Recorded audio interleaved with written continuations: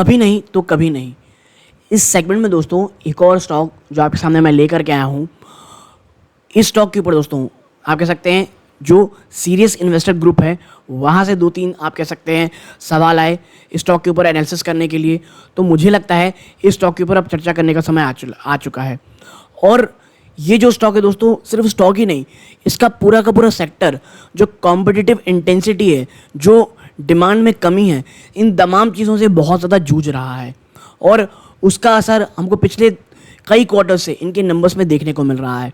ठीक है, और इतना ही नहीं, क्या यहाँ से Q1 के नंबर्स के बाद से एक बड़ी तेज़ी देखने को मिलेगी। जो नॉन स्टार जो फैंस हैं उसका प्रेशर स्पेसिफिक कंपनी जिसकी मैं चर्चा करने वाला हूँ, ओरिएंट इलेक्ट्रिक, उसके नंबर्स पे साफ देखने को मिल रहा है। कंपनी के जो आने वाली फ्यूचरिस्टिक कह सकते हैं, चाहे वो कैपेक्स हो, चाहे वो आप कह सकते हैं R&D हो, प्लस इनके जो एडवर्टीजमेंट में इन्वेस्टमेंट हो, ये किस प्रकार के असर दिखाएंगे। इतना ही नहीं दोस्तों, जो मैनेजमेंट की कमेंट्री है वो किस तरह रही थी। और एक आर्टिकल बहुत ज़्यादा आप कह सकते हैं इंटरेस्टिंग मुझे लगा, उससे वीडियो की शुरुआत करूँगा कि कैसे जो कंज्यूमर है भारत का, वो ऑनलाइन चाहे फ्लिपकार्ट हो, अमेजोन हो, उससे आप कह सकते हैं मोबाइल लेना तो बहुत आसान समझता है, लेकिन वो कॉन्फिडेंस उसे वाइट गुड जो हैं, चाहे एसी हो गए, टीवी हो गए, फैंस हो गए, वो नहीं दिख पा रहे हैं। और इसके ऊपर एक सर्वे किया था जिसका रिपोर्ट मैं आपके साथ शेयर करूंगा। कोटक कह सकते हैं कोटक इंस्टीट्यूशन सिक्योरिटीज़ को आभार जाता है उस सर्वे का। तो आप समझिए ये तमाम चीज़ें कितनी ज़्यादा इंपॉर्टेंट है दोस्तों एज ए इन्वेस्टर समझने के लिए। और अभी नहीं तो कभी नहीं में मुझे इस सेगमेंट में ऐड इसलिए करना पड़ा क्योंकि कमेंट बहुत अच्छा आया था जो मुझे पर्सनली बहुत अच्छा लगा कि ये जो स्टॉक है ओरिएंट इलेक्ट्रिक, क्या आप इसे अभी नहीं तो कभी नहीं के सेगमेंट में डाल सकते हैं। विजन 2-3 साल और जो प्रेशर है वो आने वाले 1-2 क्वार्टर में अगर चला जाता है तो क्या यहाँ से रीरेटिंग होगी, क्योंकि स्टॉक पिछले काफ़ी समय से ना दोस्तों केवल गिरावट दिखा रहा है और कोई बहुत बड़ी तेज़ी नहीं दिखाया है। बाजार में जो एक शानदार रैली अभी हमने देखी है, उसके बावजूद ये स्टॉक कहीं से भी एक बड़ी ब्रेकआउट, एक बहुत बड़ी तेज़ी आपको नहीं दिखाया है। तो ऐसे बहुत सारे सवालों के जवाब इस एक वीडियो में देने की कोशिश करूँगा। अगर आप स्टॉक में निवेशित हैं, निवेश की सोच रहे हैं दोस्तों, तो मुझे लगता है कि ये वीडियो आपके बहुत काम आएगी। और आपके और किसी आपके साथ स्टॉक के ऊपर आपकी चर्चा करनी है, कमेंट बॉक्स में ज़रूर बताइएगा। मैं आपके सामने उस स्टॉक के ऊपर वीडियो लाने की कोशिश करूँगा। और अगर आप चाहते हैं कि आपका वीडियो जल्द से जल्द आए आपके स्टॉक का, तो सीरियस इन्वेस्टर ग्रुप में आप ऐड हो सकते हैं।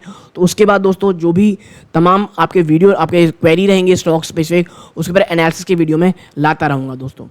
तो अब विदाउट वेस्ट टाइम सीधा दोस्तों वीडियो के सेकंड पार्ट पे चलते हैं, जहाँ पर तमाम कह सकते हैं इश्यूज़ के ऊपर, चाहे प्रोज कॉन्स, हर एक पे चर्चा करेंगे दोस्तों। तो सीधा चलते हैं वीडियो के सेकंड पार्ट की तरफ। यहाँ पर दोस्तों शुरुआत हम करेंगे एक डेटा से, जहाँ पे एक आर्टिकल के थ्रू समझाने की कोशिश करेंगे कि आखिर प्रॉब्लम क्या फेस कर रही है ये पूरा सेक्टर। आप देखिए, कहा यह जा रहा है कि जो भारतीय हैं वो मोबाइल फ़ोन्स हो गए, उसको तो फ्लिपकार्ट अमेजोन्स खरीदने में बहुत ज़्यादा कंफर्टेबल हो चले हैं, लेकिन वही सेम लेवल का कंफर्ट अभी भी वाइट गुड्स में आप कह सकते हैं जो ग्राहक है वो नहीं देख रहा है। लगभग 100 मल्टी ब्रांड डीलर कह सकते हैं जो दिल्ली और मुंबई में है, उसको सर्वे कराया गया किसके द्वारा, कोटक इंस्टीट्यूशनल इक्विटीज़ के द्वारा।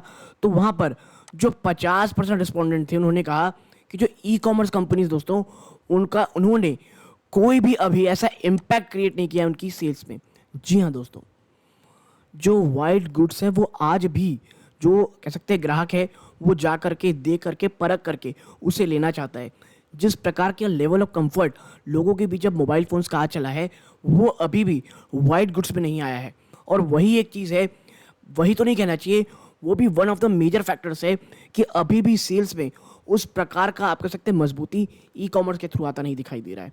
इतना ही नहीं, आप देखिए 30% है, उन्होंने ये कहा कि जो उनकी सेल्स है बल्कि उनकी बढ़ी है ever since e commerce company entered the scene aggressively.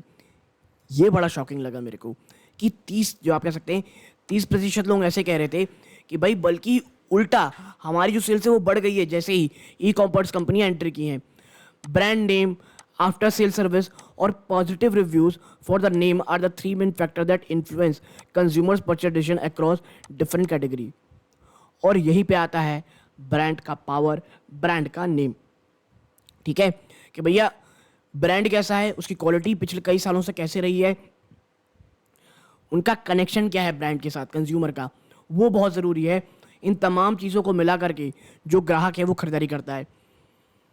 It also show that जो ओवरऑल डिमांड है दोस्तों वो अभी बहुत ज़्यादा अनइम्पैक्टेड है, जिसके कारण प्राइस हाइक होने के बावजूद, याद रखिएगा, प्राइस हाइक होने के बावजूद जो ओवरऑल डिमांड है वो कोई बहुत ज़्यादा इम्पैक्ट नहीं किया है, और जिसके रिजल्ट में from the inflammatory environment however the service limited to Mumbai and Delhi and hand does not reflect national trade in India set KIA। ठीक है, ये कहा यह जा रहा है कि पूरा का पूरा भारत नहीं है, मात्र दिल्ली और मुंबई, ये दो जो शहर हैं भारत के महानगर, उनके ऊपर जो सर्वे किया गया उसी की बात कही जा रही है।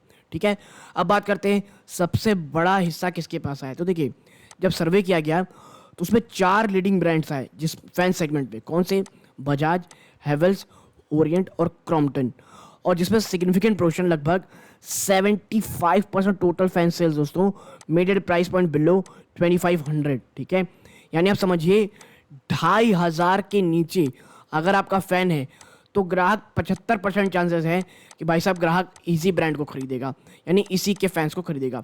तो जो मेजर कंपनियों का जो फोकस है वो 2500 के नीचे होना चाहिए, इस कह सकते हैं आप सर्वे में निकल के आए। बट फिर मैं कहूँगा ये मुंबई और दिल्ली का सर्वे है। और अगर हम पिक्चर्स पे जाए दोस्तों तो आप पाएंगे 34% स्टोर सर्वे जो किया गया दोस्तों वो ये सजेस्ट करता है जो बजाज है वो टॉप सेलिंग फैन ब्रांड है। ठीक है, देखिए बजाज 34, उसके बाद आम बताया हेवल्स का 22.40%, उसके बाद ओरिएंट का जिसका आज हम चर्चा करने वाले हैं, ये कोटक सर्वे का दोस्तों आप कह सकते हैं सोर्स से लिया गया है, और क्रॉम्पटन 15.5 15%, फिर बचा कुछ अब उषा फैंस 5% ओनली। यानी आप समझिए बजाज एक मार्केट लीडर है, उसके बाद हेवल्स, देन ओरिएंट। ठीक है, तो ये तो चीज़ें होंगी भैया क्या चल रहा है बाजार में, सेंटिमेंट क्या है। अब थोड़ा चर्चा करते हैं ओवरऑल सेक्टर में कहाँ पर पॉजिटिविटी है, कहाँ पर थोड़ी सी आप कह सकते हैं प्रॉब्लम चल रही है। देख, तो अभी यहाँ चर्चा कर दी दोस्तों Q4 के हाइलाइट्स की। ठीक है, क्योंकि यहाँ जानना आपको समझ में आएगा कि Q4 में क्या इशूज़ थे, क्योंकि बात यहाँ सिर्फ ओरिएंट इलेक्ट्रिक की नहीं, पूरी के पूरे सेक्टर की है। ठीक है, तो देखिए ओरिएंट इलेक्ट्रिक ने जो Q4 के नंबर पेश किए वो काफ़ी हद तक अंडरवेलमिंग थे। रेवेन्यू में 13% की ईयर ऑन ईयर आपको गिरावट देखने को मिली थी, और आप कह सकते हैं इलेक्ट्रॉनिक्स जो इनका टोटल सेगमेंट है दोस्तों वहाँ पर 20% की गिरावट देखने को मिली है दोस्तों। ठीक है, आप इलेक्ट्रिक कंज्यूमर ड्यूरेबल्स की बात हो रही है यहाँ पे, वहाँ पर 20%, जबकि हेवल्स में 14% थी। लाइटिंग दोस्तों, जो लाइटिंग बिजनेस है इनका वो अभी भी बहुत स्ट्रांग है और 12% की आपको जंप देखने को मिली। जो डायरेक्ट सेल है वो जो सेल्स है दोस्तों फैंस की वो सबड्यूड रही। ड्यू टू रीज़न क्या था उसका, देखिए the focus of channel partner to clear of non rated fans inventory. देखिए अब क्या होना है ना कि जो रेटेड फैंस हैं वो होने ज़रूरी हो गए, जिसके कारण जो नॉन रेटेड फैंस थे जो ऑलरेडी इन्वेंट्री में रखे हुए थे उसे हटाना था, तो उसमें कंपनी बहुत ज़्यादा फोकस कर रही थी। कंज्यूमर का डिमांड ओवरऑल तो वीक था ही दोस्तों, प्लस जो वेदर था वो बहुत ज़्यादा इरेटिक रहा था। Q4 की बात हो रही है यहाँ पे, अभी की नहीं। लगातार पानी गिरना, बीच बीच में जो आप कह सकते हैं अनसीजनल रेन हुई, उसने डिमांड को बहुत हैम्पर किया था।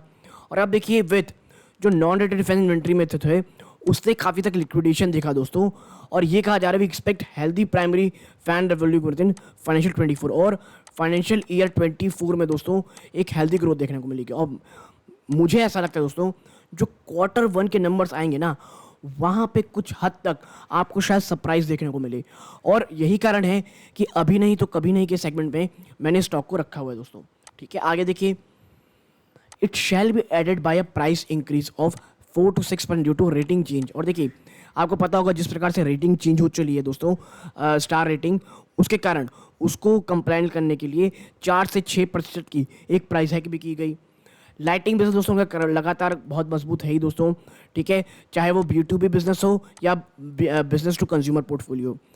ग्रॉस मार्जिन एक्सपेंड में 50 base point year on year, gross margin में लगभग 50 बेस पॉइंट की ईयर ऑन बढ़ोतरी देखने को मिली to 28.3%, added by better price realisation और शानदार प्रोडक्ट मिक्स।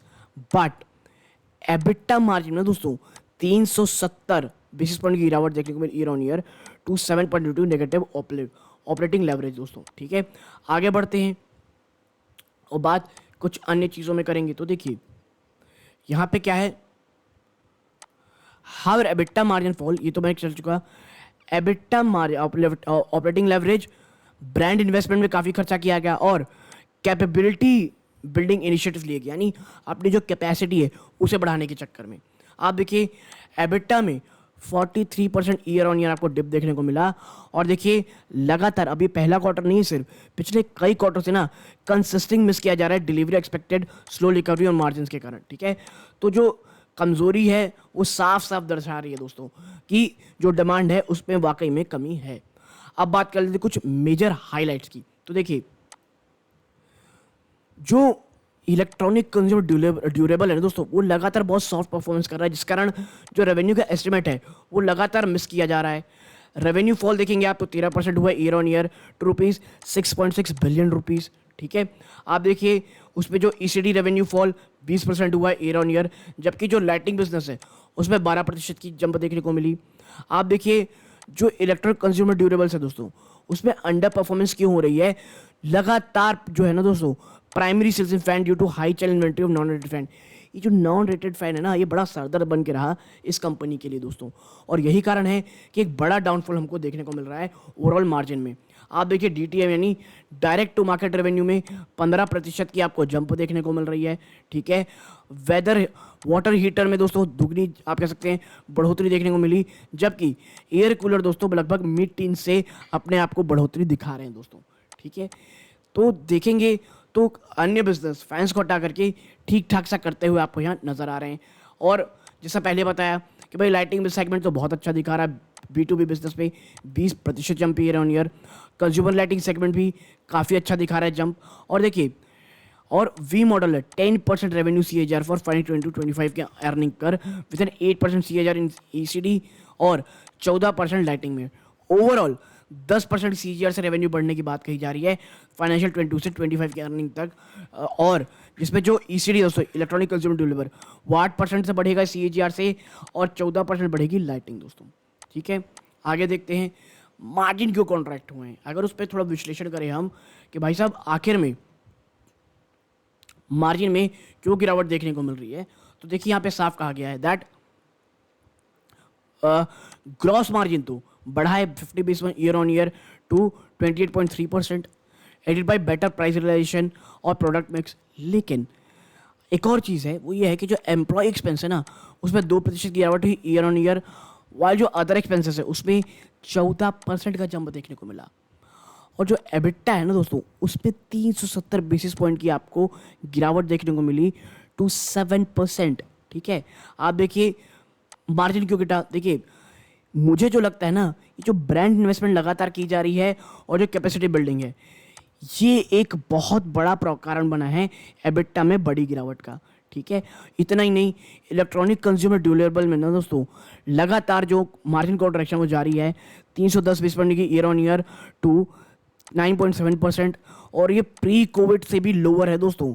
और क्यों भैया? क्योंकि फैंस की सेल है ना वो बड़ी कम रही, और जो फैंस की सेल है ये एक बहुत हाई मार्जिन बिजनेस है इन दिस सेगमेंट दोस्तों। ठीक है, तो एक चीज़ समझिए, जो स्टार रेटिंग चेंज के कारण जो प्रॉब्लम आई, जो नॉन स्टार रेटेड जो नॉन रेटेड फैंस थे उसको बेचने के चक्कर में प्रॉब्लम हुई, प्लस आप देखिए जो ब्रांड इन्वेस्टमेंट लगातार किया जा रहा है और कैपेसिटी बिल्डिंग के कारण एक आपको यहाँ पर एबिटा में एक कॉन्ट्रैक्शन साफ साफ देखने को मिल रहा है दोस्तों। ठीक है, आगे चलते हैं। अब बात कर लेते हैं भाई साहब कॉन कॉल की, कॉन्फ्रेंस कॉल में क्या हाईलाइट रहा है। तो देखिए Orient is focus on, Orient mainly अभी फोकस कहाँ कर रहा है? Scale up of hero products across segment. इनके पास जो हीरो प्रोडक्ट्स हैं दोस्तों उस सेगमेंट को लगातार स्केल अप करने के लिए प्रीमियम सेक्टर जो अपने प्रोडक्ट मिक्स है ना उसमें जो प्रीमियम प्रोडक्ट्स हैं जहाँ पर काफ़ी हाई मार्जिन होता है उसको लगातार इंप्रूव करना चाहता है मार्केट शेयर को प्रीमियम प्रोडक्ट में, ताकि मार्जिन अच्छे रहें। आप देखिए लाइटिंग पोर्टफोलियो अभी बहुत अच्छा कर रहा है और एडवर्टीजमेंट प्रमोशन और रिसर्च डेवलपमेंट में लगातार इन्वेस्टमेंट, कंपनी लगातार इन्वेस्टमेंट कर रही है। ठीक है, और go to marketing and capability building initiative. Go to marketing दोस्तों कि भाई साहब जो दुकान वाला है ना वो आपको कौन सा माल चेप रहा है ना, वो यही मार्केटिंग होती है। या हर कोई चाहता है कि भैया ओरिएंट वाला अगर गो टू मार्केटिंग करे तो वहाँ का जो आप कह सकते हैं जो दुकान वाला है वो आपको यही चीज़ें बेचे। ठीक है, बात करें इन फैंस की दोस्तों तो उन्होंने प्राइस हाइक किया लगभग 4% का जनवरी में और 2.5% अप्रैल में। क्यों? फिर वही दोस्तों जो कंप्लायंस करा पड़ना इनको नई स्टार रेटिंग के कारण, उस टाइम प्राइस हाइक करना ही पड़ा। आप देखिए फैंस ग्रॉस मार्जिन एट पर quarter on quarter at cost reduction initiative offset cost increase और star rated product. Business to business lighting सामने दोस्तों ये बहुत स्ट्रॉन्ग ग्रोथ ड्राइवर निकल के आ रहा है कंपनी का, क्योंकि लगातार जो हाई गवर्नमेंट पुश है ना किसके इंफ्रा और रियल्टी सेक्टर का, इस कारण, ठीक है। और इसीलिए मैं कहता हूँ दोस्तों अगर इंफ्रा रियल्टी सेक्टर बहुत ज़्यादा बढ़ रहा है तो उसके अन्य प्रोडक्ट को देखिए जो उसको बनाने में काम आता है, जैसे पाइप हो गया, सीमेंट हो गया, तमाम चीज़ें हो गई, ठीक है। एक और चीज़ दोस्तों यहाँ पे जो आप देखने को मिलेगी कि भाई साहब हैदराबाद का जो प्लांट है ना दोस्तों, जिसमें टोटल कैपेक्स लगभग 1.8 से 1.9 बिलियन रुपीस डाला गया है टू कम ऑनलाइन बाई सितंबर 23। ये सितंबर 2023 तक ये अपने कार्यक्षमता में आ जाएगा और इसका असर आपको आने वाले कुछ क्वार्टर में देखने को मिलेगा दोस्तों। तो ये जो कैपेक्स इन्वेस्टमेंट है ये भी लगातार की जा रही है। तो ओवरऑल मुझे ये लगता है ना दोस्तों कि ओरिएंट इलेक्ट्रिक के लिए अभी नहीं तो कभी नहीं के सेगमेंट में बनता है। हाँ, यहाँ से 10-12% गिरावट मिलती है, 200, 220, 230 के बीच अगर आपकी स्टॉक मिलता है और आपका विजन 2 से 3 साल का है दोस्तों, तो मुझे ऐसा लगता है ये स्टॉक एक अच्छा स्टॉक हो सकता है। और इतना ही नहीं दोस्तों, एक चीज़ याद रखिएगा, इस सेक्टर की सबसे बड़ी प्रॉब्लम है कंपटीशन। ये जो कंपटीशन है चाहे वाइट गुड्स में हो, फैंस में हो, वो लगातार बढ़ता चला जा रहा है दोस्तों। तो इसे कंपनी कैसे टैकल करेंगी ये देखना बहुत ज़्यादा ज़रूरी होगा दोस्तों, ठीक है। तो आप कह सकते हैं ओरिएंट इलेक्ट्रिक में फॉर अ लॉन्गर टर्म मुझे स्टॉक अच्छा लग रहा है, और बाय ऑन डिप्स की स्ट्रैटेजी रखेंगे तो काफ़ी हद तक अच्छा आपको, मुझे ये लगता है कि इन्वेस्टमेंट का पर्पस मिलेगा। और बाजार जहां ऑल टाइम हाई है अगर वहां से गिरता है तो मुझे लगता है कि इन वो स्टॉक्स हैं जहां पर ऑलरेडी तमाम निगेटिविटी प्राइसिंग हो चली है और यहां से ऊपर जाता हुआ स्टॉक मुझे ज़्यादा दिख रहा है। और उस तेज़ी में मोहर कब लगेगी, जब कंपनी के क्वार्टर वन के नंबर आएंगे तो, और वहां से कुछ पॉजिटिव सरप्राइज मिलता है तो स्टॉक में एक तेज़ी देखने को मिलेगी। लेकिन अगर क्वार्टर वन के रिजल्ट से पहले अगर अपडेट में कहीं कुछ नेगेटिव सरप्राइज आता है दोस्तों, जिसके चांसेस मुझे अभी थोड़े कम लग रहे हैं दोस्तों, बल्कि मैं थोड़ा ऑप्टिमिस्टिक हूँ क्वार्टर वन के उसको लेकर के, अपडेट्स को लेकर के, तो मुझे ये लगता है एक तेज़ी, एक बड़ी तेज़ी यहाँ पे आपको स्टॉक में देखने को मिल सकती है दोस्तों। तो यदि आपको ये छोटी सी एनालिसिस पसंद आई हो, वीडियो को लाइक करके चैनल सब्सक्राइब कीजिएगा। ये इस वीडियो का अंत है। जय हिंद दोस्तों।